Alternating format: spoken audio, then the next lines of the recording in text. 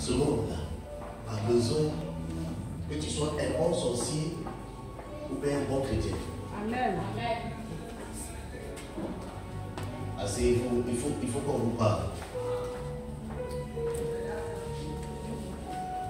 Le monde dans lequel nous entrons aujourd'hui, soit tu deviens un bon sorcier, soit tu deviens un bon chrétien.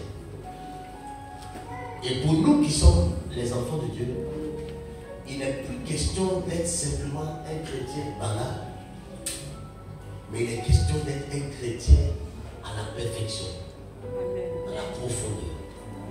Pas de chrétien de renom, mais de chrétien dans le fond, pas dans la forme, mais véritablement dans le fond. Si vous voulez réussir, je le dis et je le dis clairement, si vous voulez réussir sur la terre ici, soit vous devenez un bon ami.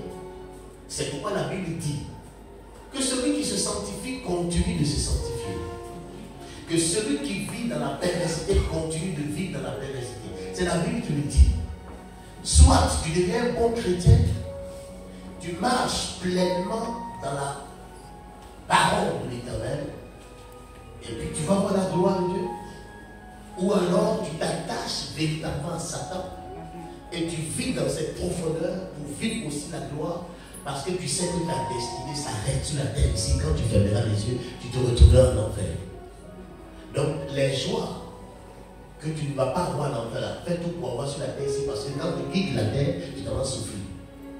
Mais si tu as envie de retrouver l'éternité demain, non seulement retrouver l'éternité, rentrer dans l'éternité, et puis vivre la gloire sur la terre des autres, tu as besoin d'être un bon chrétien. Alléluia. Amen. Pas dans la forme, dans le fond.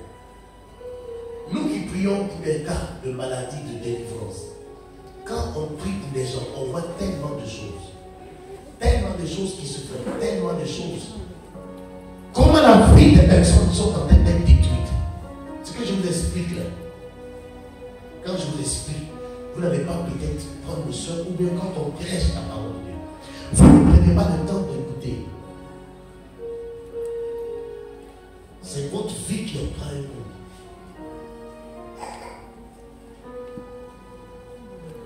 Il n'y a pas trop longtemps, on a pris pour une jeune fille ici. Et la jeune fille en question, il y a une trace sur son dos. Une trace de main. Comme si on avait tapé. Comme si on avait tapé. Quand il y a une trace de main, taper c'est trop dit. Mais c'est comme si quelqu'un avait posé sa main comme ça sur son épaule. La paume de main jusqu'au poignet, la trace est restée sur son dos. Elle a sang sur le dos. La trace elle est là.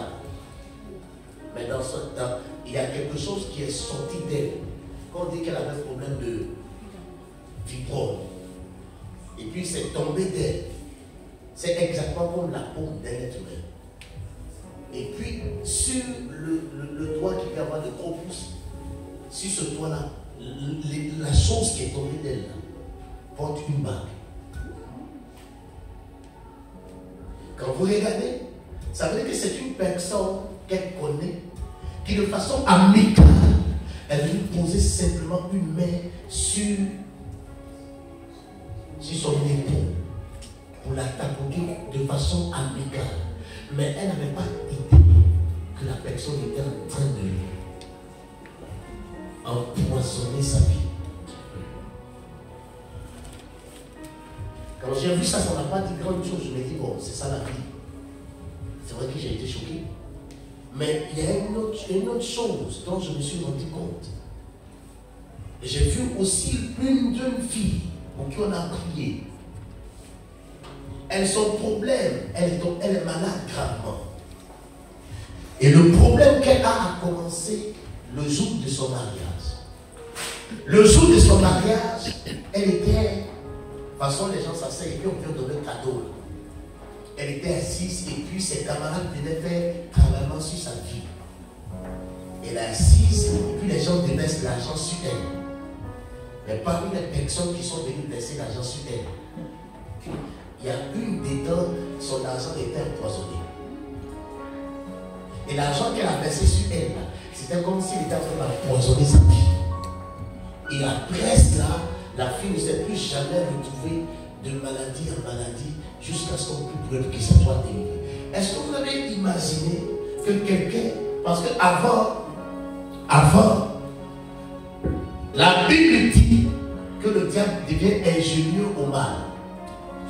Satan et ses suppôts deviennent ingénieux au mal. Quand quelqu'un se comporte mal avec toi, tu peux prendre des précautions puis t'écarter de la personne.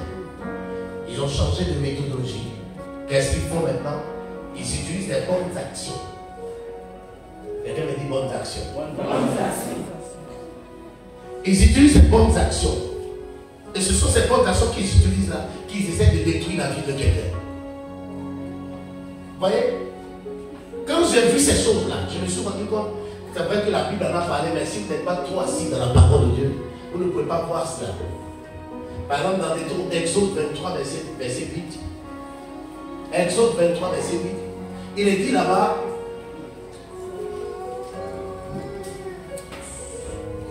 Exode 23, verset 8. Il est dit là-bas, écoutez-moi très bien.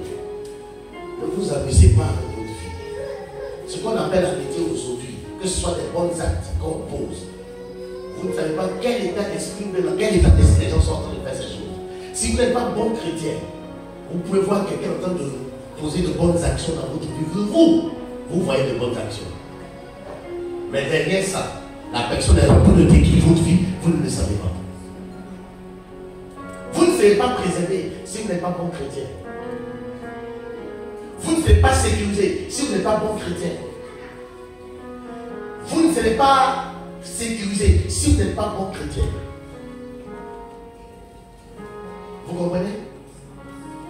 Parce qu'aujourd'hui, être bon chrétien n'est pas seulement le fait de gêner et de prier, mais la fondamentale, c'est d'être assis dans les profondeurs de la parole de l'Éternel. Plus vous êtes profond dans la parole de Dieu, plus Dieu est capable de vous préserver, de vous protéger, de vous garder. La manifestation de Dieu dans la vie de quelqu'un est liée à la connaissance, à la révélation de la parole qu'il a. Vous priez, on prie tout le temps. Je crois qu'on a besoin de grandir. Vous avez besoin d'entendre des messages pour grandir dans la foi. Vous priez. Vous voyez que les gens ne prient pas. Les personnes qui sont venues pour la prière, ils prient. Ce n'est pas des frères qui sont en train de vivre n'importe comment. C'est des gens qui sont sincères avec Dieu. C'est des gens qui mènent leur vie de sainteté, de purification. Mais voyez-vous, ils ne sont pas assis, ils ne sont pas profonds dans la parole. Ils n'ont pas la révélation de la parole de Dieu. De telle sorte que les gens arrivent à entrer dans la vie. Parce que la manifestation de Dieu est fonction de ce que vous connaissez de ce Dieu-là. Alléluia. Amen. La capacité que Dieu a à vous préserver, à vous garder, est liée à la profondeur de la parole dans laquelle vous êtes assis. C'est pourquoi nous mettons un point d'honneur dans cette église à vous communiquer de la nourriture solide pour que Dieu puisse utiliser cela pour combattre pour vous efficacement. C'est comme si on était en train de libérer les bras de l'Éternel pour qu'il soit en même de pouvoir travailler pleinement et aisément dans votre vie. Dieu est lié parfois parce que il nous manque la révélation, il nous manque la connaissance. Vous priez, vous gênez, c'est vrai, c'est des bonnes choses.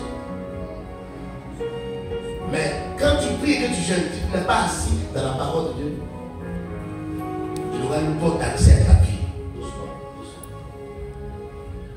Il aura une porte d'accès à ta vie. Donc c'est pourquoi on a besoin d'être assis dans la parole. Alléluia. Amen. Que Dieu vous bénisse. Amen. C'est en cela que quand nous sommes en train de prêcher, nous vous demandons, prenez note. Parce que en 30 minutes, quand on prêche, vous n'entendez plus, vous ne pouvez plus écouter. Vous ne retenez plus. Mais prenez note. Et quand vous rentrez chez vous, vérifiez, prenez le soin de vérifier.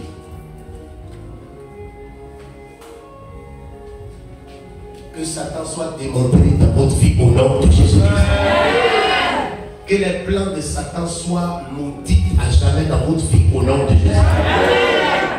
Quand nous prêchons là, pas pour que vous sachiez que moi je prêche. Moi, je sais qu'il prêche. Je sais ce que j'ai.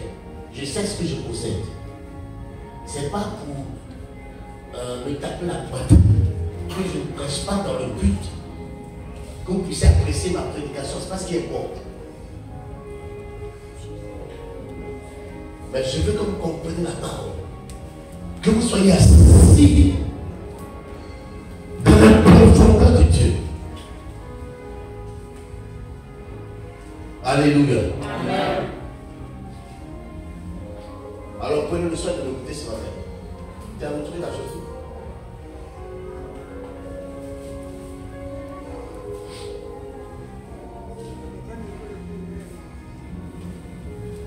Alléluia. Amen. Est-ce que tout le monde est là? Amen. Est-ce que vous me suivez ce matin? Amen. Dis à ton voisin, ne me dérange plus. Je dis que la répétition est pédagogique. Quand on vient à l'église, on vient pour que notre vie soit transformée. Quand on vient à l'église, c'est-à-dire l'église, le lieu où on se rassemble pour adorer notre Dieu, c'est un lieu de transformation. C'est un lieu de restauration. C'est un lieu de délivrance. C'est un lieu de guérison. C'est un lieu de gloire. C'est un lieu de percée. C'est un lieu de percée. C'est un lieu de percée. C'est là où vous devez expérimenter la puissance de Dieu. C'est là où vivre doit être changé. C'est là où les œuvres de l'ennemi doivent être démantelées, détruites dans votre vie au nom de Jésus-Christ. C'est là où vous devez recevoir la bénédiction de l'Éternel. Que cette bénédiction soit pour vous ce matin au nom de Jésus-Christ. Maintenant, est-ce qu'on peut partir? Bien. Ésaïe 46. Ésaïe 46. Le verset 9 au verset 11.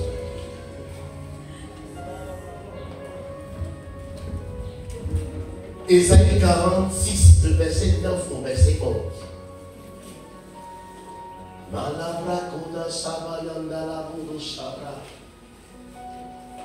Que tu sois béni pleinement au nom de Jésus-Christ. Amen.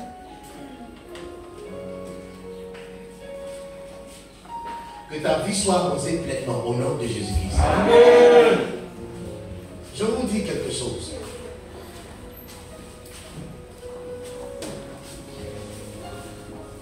Ésaïe 46, verset 9 à 11.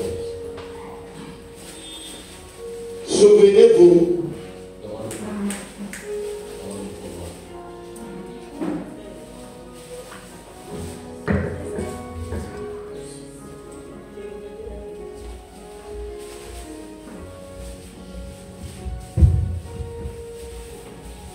Ésaïe 46, le verset 9 à 11.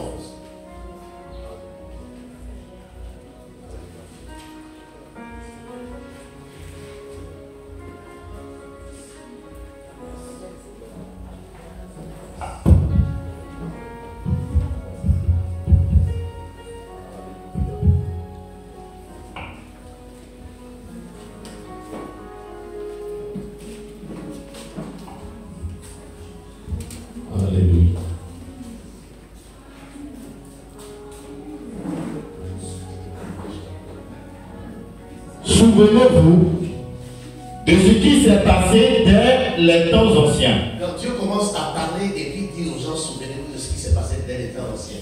Ça veut dire qu'il n'y a pas quelque chose d'autre qui va être fait, ce n'est pas ce qui s'est passé dans les temps anciens. Oui. Car je suis Dieu. Je suis Dieu. Et il n'y en a point d'autre. Il n'y en a point d'autre. Je suis Dieu. Je suis Dieu. Et nul n'est semblable à moi. Quand vous voyez notre Père qui se met devant tout le monde et puis commence à faire son atalakou, quand toi tu comprends, chaque fois que Dieu veut parler, chaque fois que Dieu veut agir, il commence à faire son propre atalakou. Est-ce que je vous parle? Est-ce que je vous parle? Il est grand. Il est puissant.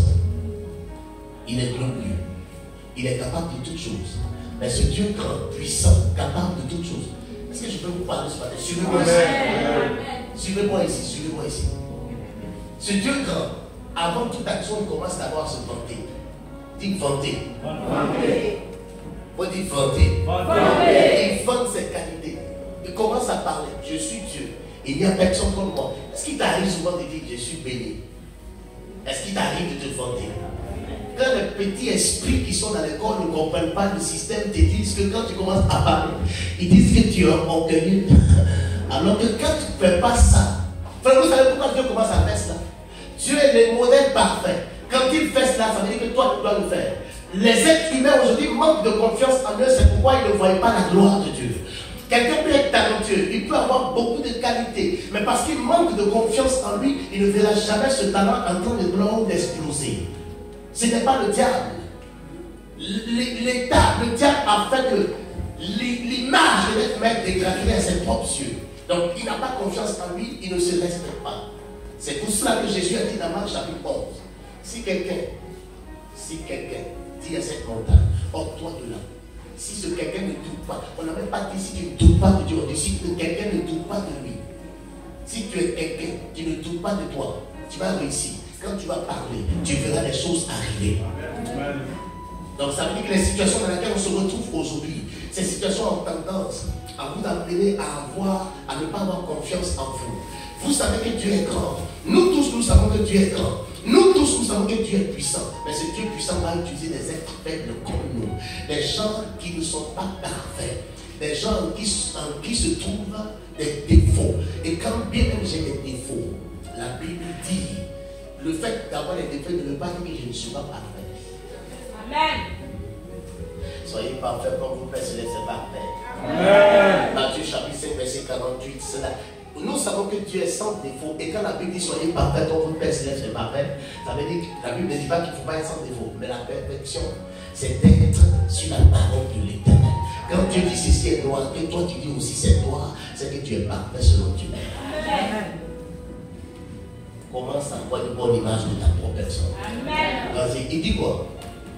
Je suis Dieu. Je suis Dieu. Et nul n'est semblable à moi. Nul n'est semblable à moi. J'annonce dès le commencement. Mon nom c'est quoi pour là? J'annonce dès le commencement. Ce qui doit arriver. Ce qui doit arriver. Et longtemps d'avance. Longtemps d'avance. Ce qui n'est pas encore accompli. Ce qui n'est pas. Donc il annonce ce qui n'est pas encore accompli. Oui. Je dis. Mes arrêts subsisteront. Mes arrêts subsisteront. Et j'exécuterai toute ma volonté. J'exécuterai toute ma volonté. C'est moi qui appelle de l'Orient. C'est moi qui appelle de l'Orient. Un oiseau de proie. Un oiseau de proie. D'une terre lointaine. D'une terre lointaine. Un homme pour accomplir mes desseins. Un homme pour accomplir mes desseins. Je l'ai dit. Je l'ai dit. Et je le réaliserai. Je le réaliserai. Je l'ai conçu. Je l'ai conçu. Et je l'exécuterai. Ça veut dire peut-être que je dis quelque chose que vous ne comprenez pas bien, mais Dieu nous a dit clairement que ce n'est pas lui qui exécute sa parole sur votre vie. Vous savez, je prêchais, je parlais, mais peut-être qu'on n'est pas habitué à ce genre de message, c'est pas grave, mais prenez le soin de prier.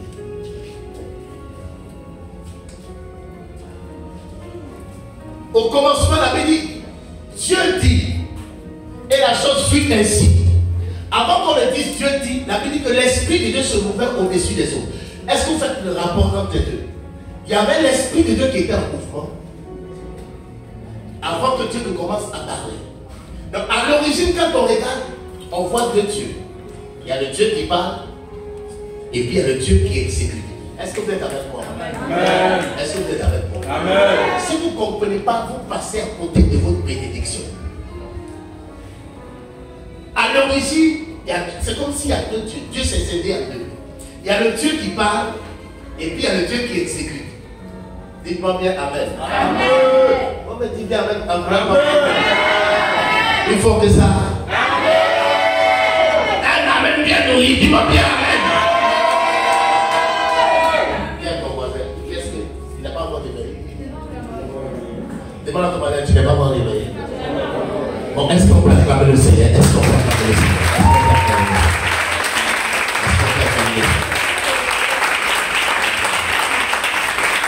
Alléluia. Ou bien vous voulez que je change de verse et commencer à prêcher tout en prenant un tour dans la région. Bien. Écoutez-moi très bien. Dieu là, quand vous allez le voir, Le Dieu dont je parle, il n'est pas chrétien, il n'est pas bouddhiste, il n'est pas musulman. Le Dieu là, l'éternel là, il est pour tout le monde. Frère, on n'a qu'à parler Bible. Dieu là, ce n'est pas votre Dieu à vous seul, c'est le Dieu des païens, c'est le Dieu des musulmans, c'est le Dieu de tout le monde. Et quand il est Dieu, quand on dit que Dieu, il est Dieu, ça veut dire que nous sommes ses créatures. Donc quand on parle de Dieu le Créateur, tous ceux qui sont en face de lui deviennent sa créature. Est-ce que vous comprenez ce que je suis en train de dire? Tout le monde devient créature. Maintenant, il faut une démarcation. Et la démarcation, c'est quoi? C'est que quand on devient enfant de Dieu, en quoi faisant? En acceptant Jésus. Donc, quand on veut dire que vous êtes enfant de Dieu, c'est qu'il y a Jésus qui doit intervenir. Sinon, quand vous êtes créature de Dieu, Dieu doit agir à votre égard en fonction du fait que vous êtes sa créature. Donc, il est fait pour tout le monde. Il est fait pour les bouddhistes, il est fait pour les sorciers, il est fait pour les mystiques. Mais quand il y a une différence, c'est qu'il y a une autre facette qui apparaît. Vous êtes enfant de Dieu. Quand il doit monter aussi en grade, c'est que vous êtes devenu fils de Dieu. Je veux que tout le monde me suive ici. Je veux que tout le monde me suive. Il dit quoi? Il dit, souvenez-vous des choses anciennes. Ça veut dire comment Dieu faisait avant. Il parlait. Quand tu es malade, que tu as besoin de guérison, quand tu vas vers Dieu, qu'est-ce qu'il fait? Je vais entendre. Qu'est-ce qu'il fait? Tu as besoin d'argent, tu vas chez Dieu, qu'est-ce qu'il fait? Je n'entends pas bien. Combien? Si celui qui répond, c'est parce qu'il est en train de comprendre. Si la personne ne répond pas, c'est qu'il n'est pas en train de comprendre. Si tu veux te marier, tu vas chez Dieu, qu'est-ce qu'il va faire? Il va parler. Tu as besoin d'un contrat ou bien de bons marchés. Quand tu vas chez Dieu, qu'est-ce qu'il va faire?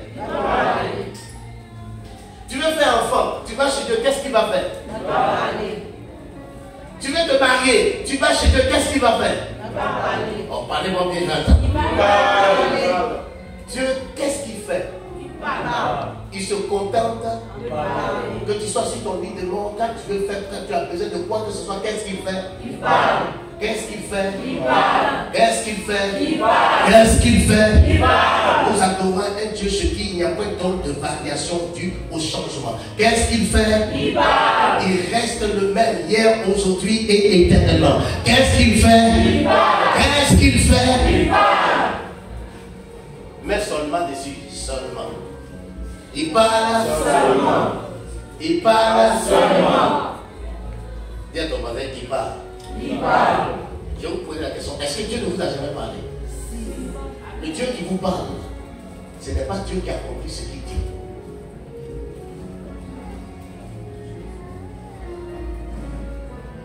Dieu vous parle. Lui, qu'est-ce qu'il fait? Il parle. Ou bien ce qu'on a lu dans la verset 10. Il dit quoi? J'annonce dès le commencement. J'annonce dès le commencement ce qui doit arriver. Qu'est-ce qu'il fait? Tu vas faire l'air. Il va t'annoncer ce qui va t'arriver. Il va dire ce que toi, ce qu'il a prévu même pour toi. Ce qui n'a pas encore commencé là. Il va te le dire, tu vas le voir. Mais c'est son travail. C'est la seule chose. Frère, c'est pourquoi beaucoup de personnes font des rêves et puis ne voient pas l'accomplissement des rêves. Qui veut entrer dans l'accomplissement de la parole de Dieu sur sa vie? Amen. Vas-y, il dit quoi? Et longtemps d'avance, ce qui n'est pas encore accompli. Ce qui n'est pas encore accompli. Je dis, mes arrêts subsisteront. Ce que Dieu a dit là, personne ne va annuler ça. Ça va exister pour toujours. Amen. Et j'exécuterai toute ma volonté. Il dit, j'exécuterai tout ce que j'ai dit sur ta vie, je vais le faire. Amen. Écoutez, il dit, je vais le faire. Amen. C'est qui est curieux quand il dit, je vais le faire. Qu'est-ce qu'il dit la suite? C'est moi qui appelle de l'Orient. Qu'est-ce qu'il fait? C'est moi qui appelle de l'Orient un oiseau de proie. Un oiseau de proie. D'une terre lointaine. D'une terre lointaine. Un homme pour accomplir mes desseins. Et quoi? Un homme. Pour prononcer bien le mot là. Un homme. Et quoi? Un homme. On fait quoi? Pour accomplir. Quoi ça? Mes desseins. Les desseins là c'est quoi? La volonté. C'est quoi sa volonté? Sa parole.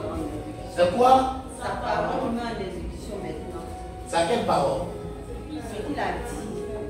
La parole qu'il avait dit. Quand vous parlez ici là, parlez de vous.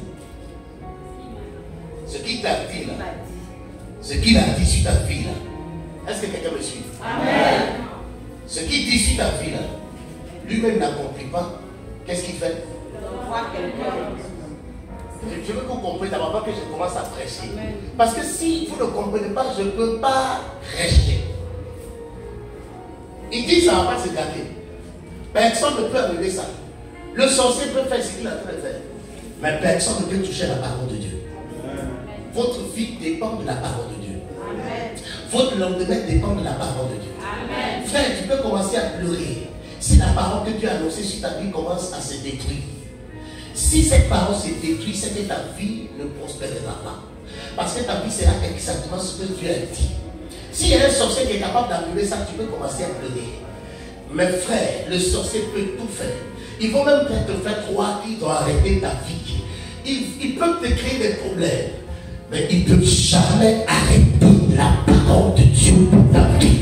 Et tant que la parole de Dieu existera, il y a espoir de percer, espoir de gloire, espoir de réalisation, espoir d'accomplissement, espoir de manifestation, espoir de démonstration de la gloire de Dieu dans ta vie. Quand Dieu parle sur la vie d'une personne, ça veut dire que cette personne-là, Dieu va la mener à entrer dans l'accomplissement.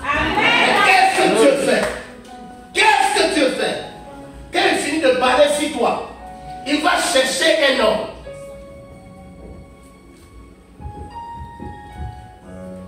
La gloire que tu as vue dans le rêve là, ce n'est pas Dieu qui va accomplir ça.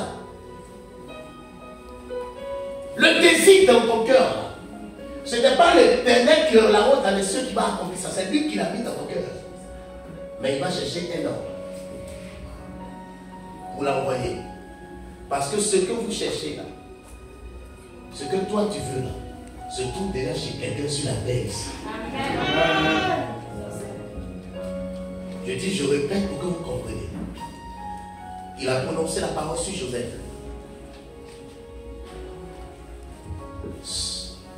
Il a prononcé la parole sur Joseph. Qu'est-ce que les frères de Joseph ont fait? Ils l'ont vendu. Ils l'ont vendu à qui? À un marchand d'esclaves qui allait où? En Égypte. Parce que la parole que Dieu a prononcée sur Joseph devait s'accomplir où? Écoutez-moi très bien, écoutez-moi. La parole que Dieu a prononcée sur Joseph devait s'accomplir où? Et si ses frères l'ont vendu dans le but de lui faire du mal, mais qu'elles l'ont vendu, la personne à qui on l'a vendu, il partait où? Qu'est-ce que les frères ont fait en réalité? Les frères l'ont accompagné dans la direction, dans sa destinée, dans sa destinée. Dans sa destinée. Quand la parole de Dieu est sur ta vie, on te déteste parce que les gens voient la gloire de Dieu sur ta vie. On commence à te voir bizarre, on commence à te détester. Les gens vont se lever. Ils commencent à agir dans le sens de détruire ou bien de stopper la parole qui a été prononcée sur ta vie. Mais l'une des facettes de la parole de Dieu, c'est que quand elle est sur ta vie et que quelqu'un se lève, vouloir détruire ou arrêter la parole, tous les actes qu'il pose, et la personne est en train de pousser dans la direction dans laquelle tu viens de poser cette parole. C'est l'élément de ta vie. À qui sont préparés ce matin? C'est pour cela qu'il est écrit dans 1 Corinthiens chapitre 2. Frère, je vais vous devenir bon chrétien. Amen. Comme tu sais des cadavres là, vous laissez ça à la maison. Il y a des gens qui sont devenus bouddhistes à l'église. Il peut.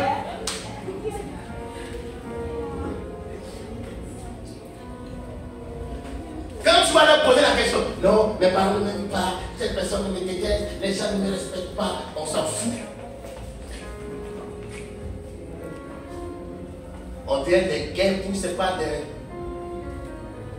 sais pas si toi aussi tu fais miel, tu bien abeille dans une bouteille.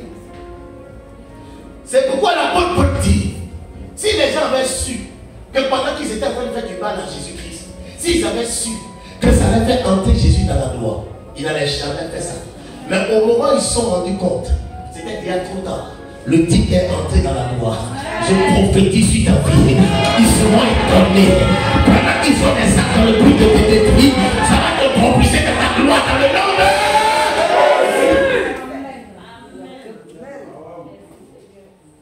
C'est pas grave. Amen. Ça va te propulser dans le nom, dans la gloire au nom de Jésus. Amen. Réponds-moi bien. Amen. Parle-moi bien. Amen. Très bien même. Amen. Plus bien que cela. Amen. Alléluia. Amen.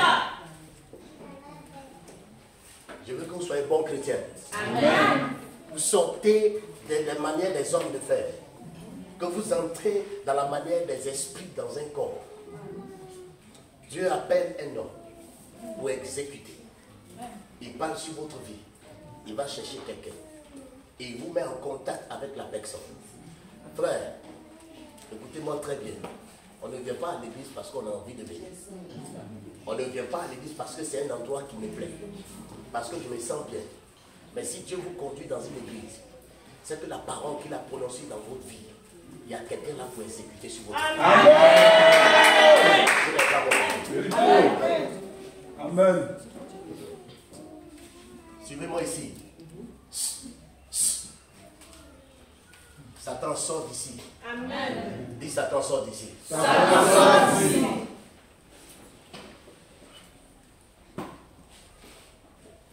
Ce que vous vivez, ce qui est compliqué pour vous, devient pour l'autre.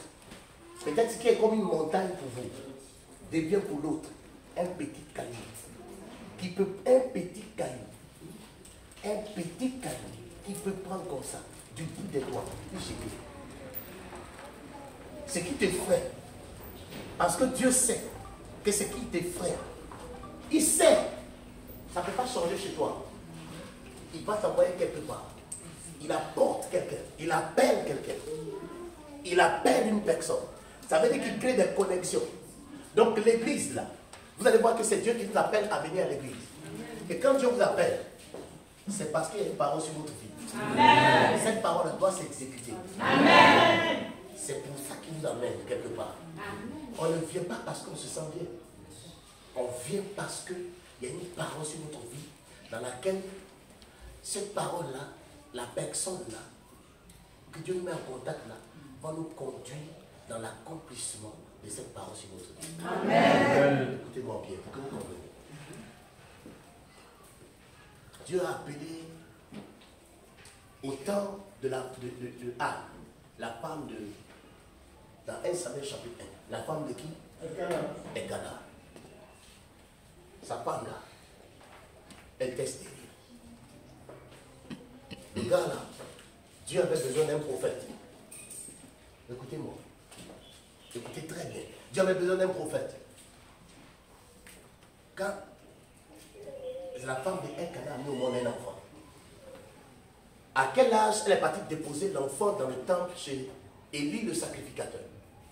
Et je précise que Élie le sacrificateur était devenu vieux. Et la Bible précise que Dieu ne lui parlait plus. C'est comme si Dieu l'avait rejeté. Frère, est-ce que vous êtes là? Amen. Est-ce que vous êtes là avec moi? Amen. Il est rejeté par Dieu. Dieu ne lui parle plus. Et la Bible précise qu'à cette période-là, la parole de Dieu était devenue très rare. Très très rare. Mais quand la femme l'a accouché, le Samuel qui doit devenir prophète, l'enfant là, c'est auprès de celui que Dieu a rejeté, à qui Dieu ne parle plus là. C'est celui qu'on a envoyé. Est-ce que la maman de Elkana a dit, le monsieur là, Dieu l'a rejeté? Dieu ne parle plus. Dieu lui a dit, dépose-le. C'est vrai que Dieu l'a rejeté. Dieu ne lui parle plus. Mais la Bible dit dans Romains chapitre 11, verset 29, il ne se répand pas de ses dons ni de son appel. Il est rejeté, mais le dépôt de l'onction de Dieu là est toujours là. même s'il était en train de dormir, il sait que Samuel a besoin de prendre cette onction-là pour pouvoir réussir dans sa vie. Amen. Il a envoyé Samuel là-bas. Et Samuel est devenu le plus grand des prophètes de l'histoire du peuple juif. Parce que Dieu l'a mis en contact. Je vous cite cela. Le même Samuel, à un moment donné de la vie d'Israël, Dieu a rejeté Saoul, le premier roi. Et il a choisi qui? David. Et Samuel s'est caché pour aller oindre David. David était oint. Lui, il était sur sa tête.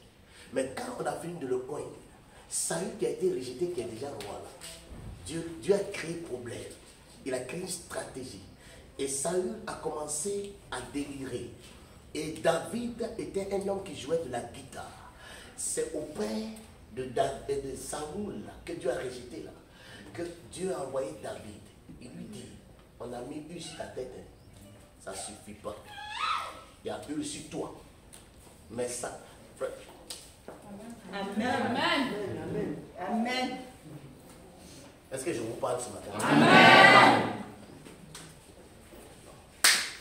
Est-ce que je peux vous parler ce matin? Amen. Est-ce que vous comprenez ce que je suis en train de dire? Amen. Regardez-moi ici. On a mis huile sur la tête de David. Mais Dieu dit, ton huile qu'on a mis sur ta tête là, ça va rester toujours huile. Ou bien, quand huile dure trop dans la maison, qu'est-ce que ça fait? Bon, parlez-moi bien, j'entends. Bon, qu'est-ce que ça veut dire quoi, ça change? Ça ne change jamais. Huile. Ça ne change pas d'huile. Vous n'avez pas utilisé l'huile? Vous avez déjà utilisé l'huile?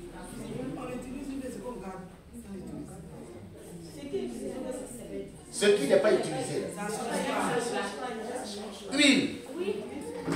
Papa, ça peut changer selon la température. Oh. Quand vous n'utilisez pas l'huile, il devient quoi? S'il fait froid. C'est pas avec le feu froid. Donc, selon les qualités, il y a l'huile qui est solide, qui devient visqueuse. L'huile là. Vous prenez l'huile, vous gardez chez vous, mais vous ne l'utilisez pas. Plus le temps passe, l'huile a tendance à devenir lourde. Vous n'avez jamais remarqué ça? Vous remarquez? Plus le temps passe. Papa, souvent ça dépend de l'unité dans la maison. Moi, c'est comme ça, plus de bien. Sinon, si tu l'as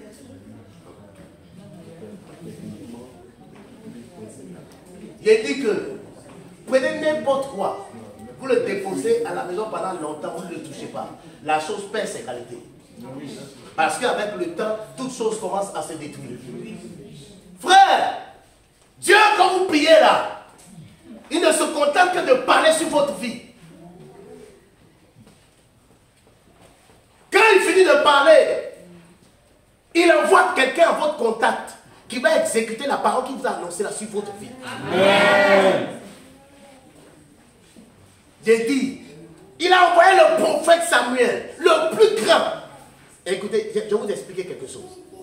Les jeunes pasteurs d'aujourd'hui là, ils sont perdus dans le film parce qu'ils croient qu'ils ont onction, ils ne veulent pas respecter les gens. Ils se disent que Dieu les a oués. Ils vont quitter ici, vous voyez, ils vont quitter ici, ils vont aller au Ghana, ils vont aller ici, on va les verser huile sur la tête. Quand ils viennent, ils sont glacés plus qu'avant. Parce qu'on verse huile sur ta tête. Mais il y a quelqu'un que Dieu va envoyer qui est chargé d'exécuter la parole. Même si on veut encore verser huile. Ils ont versé huile sur la tête de David. Dieu lui a dit ton huile là, c'est ton huile à toi. Mais si tu ne vas pas chez Saoul, le gars que tu regardes et puis tu dis il est rejeté là. L'onction là, le dépôt là, ça se trouve déjà chez lui. Je veux parler à mes esprits ce matin pour que les gens comprennent. Amen. Écoutez, quand le prophète Isaac, qui avait 2 fils, quand il dit prophète Isaac, vous devez comprendre. Soyez pas au CP en long, au CM2 quand même. Ah. Le prophète Isaac. Vous savez qu'Abraham était un prophète? Amen. Dieu a dit qu'il est prophète. Il a jamais prophétisé. Ce n'est pas parce que tu es prophète que tu as prophétisé tout le temps. Quand le prophète Isaac était en train de bénir son fils, il a décidé de bénir son fils Ésaü. Et il a béni Jacob à la place. Quand Ésaü est venu, qu'est-ce qu'il a dit? Ésaü a pleuré au point qu'Ésaü dit, il n'y en a plus Et il n'y en a plus. Qu'est-ce que son papa a dit? Il a quoi? Il a déjà tout donné. Le gars a insisté. Quand il a tout insisté, qu'est-ce que le papa a fait? Son père l'a maudit.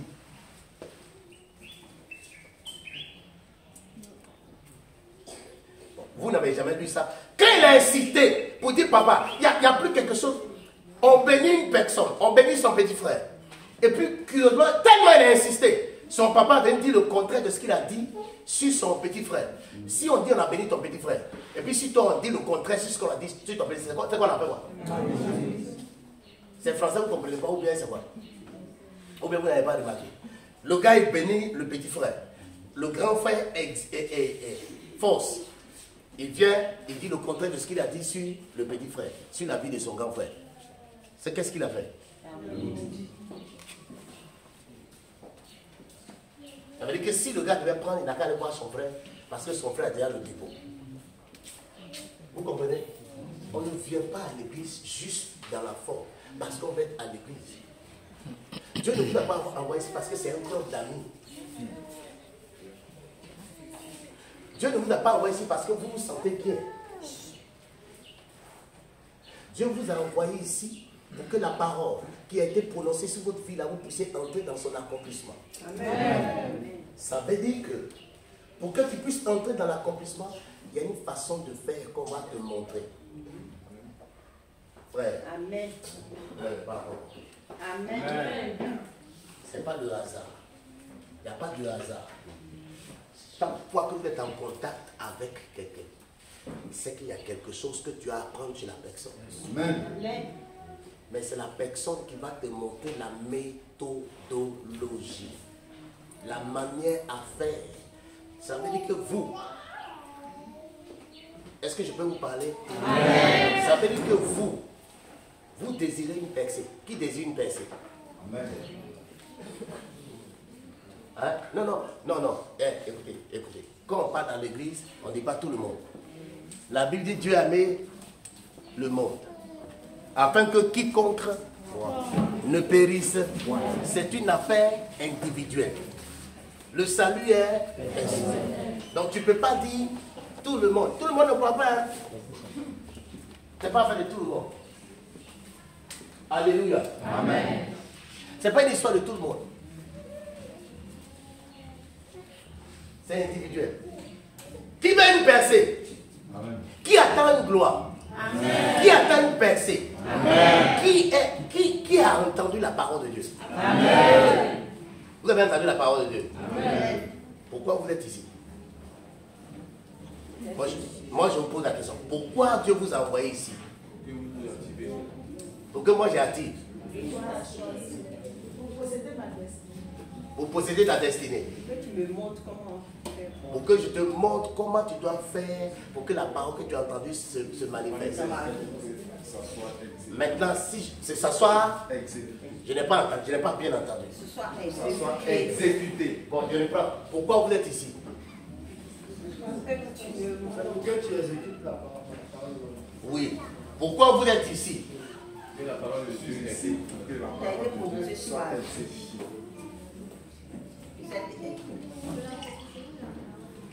Pour l'accomplissement de la parole de Dieu sur votre vie.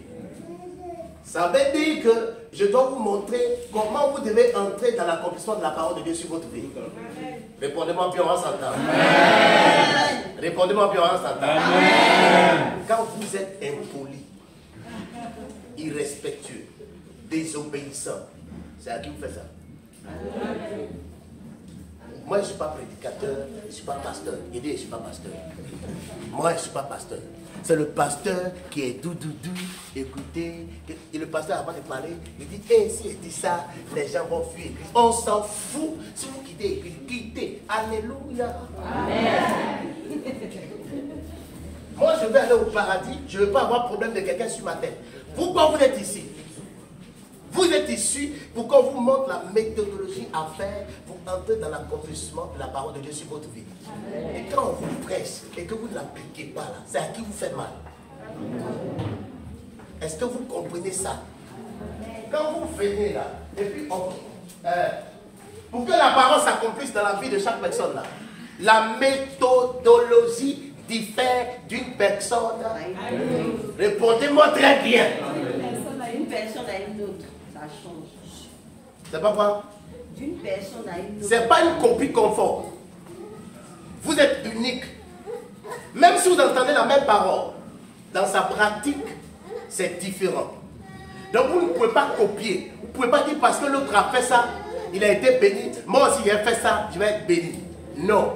Vous là, la façon dont Dieu amène chaque personne à entrer dans l'accomplissement de la parole est différente. Parce que vous avez différents caractères. Il se trouve parfois que le caractère que tu as là, ce que tu n'aimes pas là, c'est ça que Dieu va utiliser pour que tu puisses entrer dans l'accomplissement. Dis-moi bien Amen. Dis-moi bien Amen. Amen.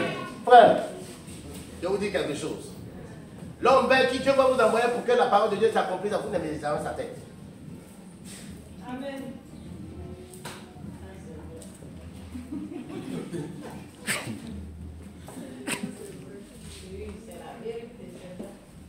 Mais je m'en fous.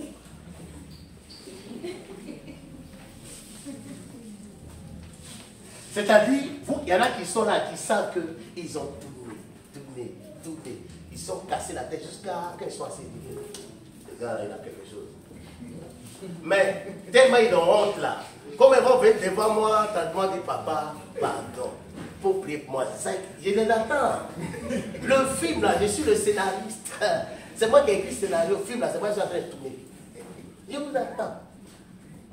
Vous n'aimez jamais la tête de la personne là. Vous ne comprenez pas cela, vous n'allez jamais évoluer. Vous ne comprenez pas cela, vous n'allez jamais apprendre à obéir quand on est en train de vous prêcher. Vous savez, vous êtes assis ici ce matin.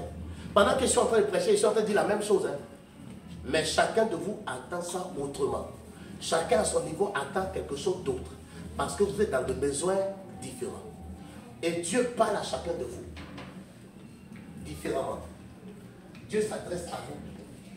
Allez, Dieu va dire. Il y a quelqu'un qui n'a pas encore quitté ton travail. Si tu as besoin que tu sens que le travail a tué le Dieu.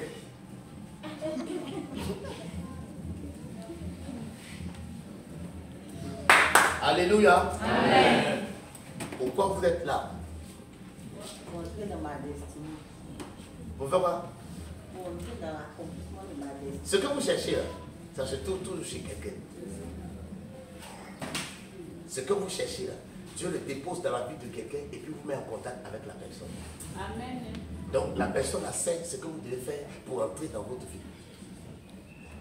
Arrêtez de sauter. Il y a un gars qui m'a dit un jour, au ciel là, il n'y a pas d'arbre là-bas. Tu vas sauter. Mais un jour, tu vas descendre. Le jour où tu vas descendre là, je suis là. Peut-être comme tu as elle pour t'envoler là. Envole-toi. Le jour où tu es fatigué de t'envoler là, tu vas descendre. Et quand tu descendras, je serai là. Alléluia. Amen. Que Dieu vous bénisse. Amen. Que Dieu vous bénisse. Amen. Que sa grâce, que vous compreniez ces choses-là et que vous commencez à vous accorder avec la parole de Dieu. Que Dieu vous bénisse pleinement. Amen. Que la gloire de Dieu soit manifestée pleinement pour votre vie. Amen. Que la faveur de l'Éternel s'attache pleinement à votre vie. Amen. Dieu vous bénisse. Amen.